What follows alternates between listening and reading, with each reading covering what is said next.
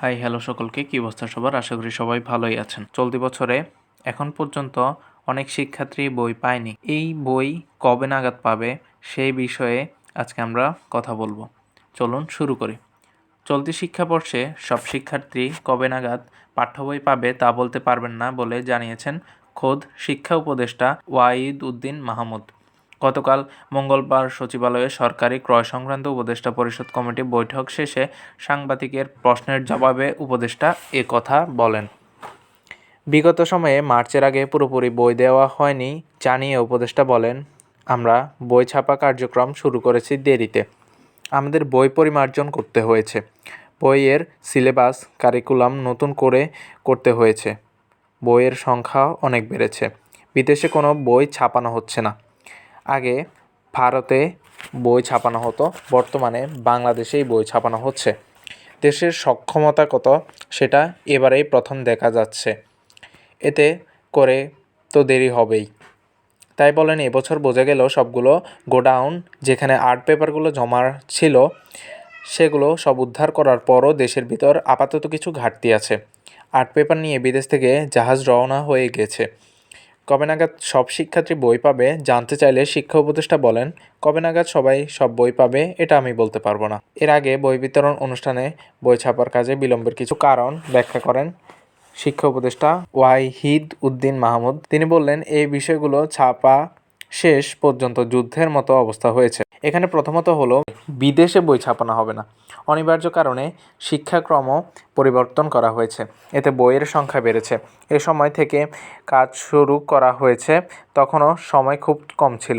তার মধ্যে আবার অনেক বই পরিমার্জন করা হয়েছে যাতে দলীয় রাজনীতি নিরপেক্ষভাবে যেন বইয়ে থাকে সেগুলো শুদ্ধ করা হয়েছে।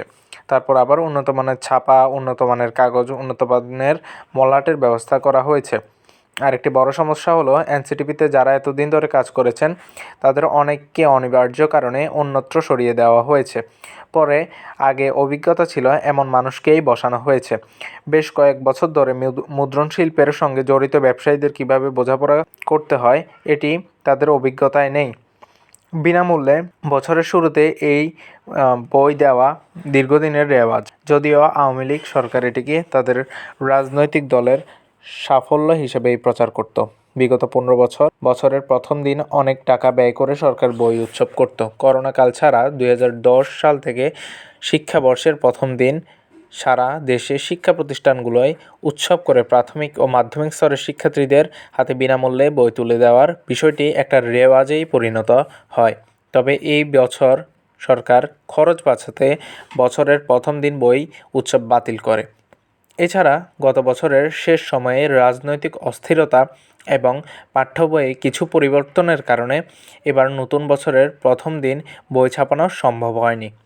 এনসিটিভির সূত্র মতে, নতুন শিক্ষাবর্ষে 4 কোটির মতো শিক্ষার্থীর জন্য প্রাথমিক ও মাধ্যমিক স্তরে বিনামূল্যে বিতরণের জন্য 40 কোটির বেশি বই ছাপানো হচ্ছে। প্রাথমিক থেকে পঞ্চম শ্রেণী পর্যন্ত পাঠ্য বইয়ের সংখ্যা 9,68,00,000-এর মতো। এর মধ্যে উপজেলা পর্যায়ে পাঠানোর জন্য ছাড়পত্র রয়েছে এখনও এক পর্যন্ত প্রায় 4 কোটি বইয়ের।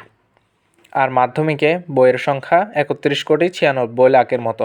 এর মধ্যে ছাড়পত্র পেয়েছে 2,10,00,000-এর মতো। অর্থাৎ বিপুল সংখ্যক বই এখনও উপজেলায় পাঠানো যায়নি।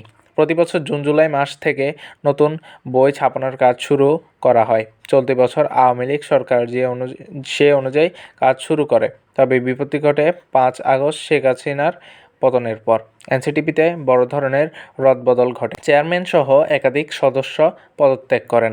অন্তর্বর্তী সরকার সেখানে নতুনদের পদায়ন করেন। এরই মধ্যে নতুন কারিকুলাম বাতিলের দাবি ওঠে।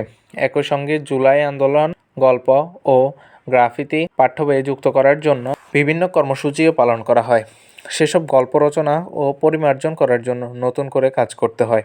এ কারণে অতিরিক্ত সময় লাগে। সেই সঙ্গে যুক্ত হয়েছে প্রকাশনী সংস্থাগুলোর কাগজ না পাওয়া এবং ব্যাংক ঋণ পেতে বিলম্ব হওয়ার বিষয়টি। বই না পাওয়ায় পড়াশোনায়ও ব্যাঘাত ঘটেছে শিক্ষার্থীদের। অভিভাবকও ক্ষোভ প্রকাশ করতে দেখা যায়। তো এই ছিল আজকের ভিডিওর মূল টপিক। তো এখনও বোঝা যাচ্ছে যে শিক্ষার্থীদের বই পেতে এখনও কিছু দিন বিলম্ব হবে। তো এই সময় আপনারা ধৈর্য ধরতে পারেন এবং এনসিটিবির মূল ওয়েবসাইট থেকে বইগুলো ডাউনলোড করে পড়া শুরু করতে পারেন। বই পাননি বলে বসে থাকবেন না, সময় নষ্ট করবেন না। ধন্যবাদ সকলকে। ভিডিওটি ভালো লাগলে লাইক, শেয়ার, কমেন্ট করে পাশে থাকুন। পরবর্তী ভিডিওতে দেখা হচ্ছে। ধন্যবাদ সকলকে।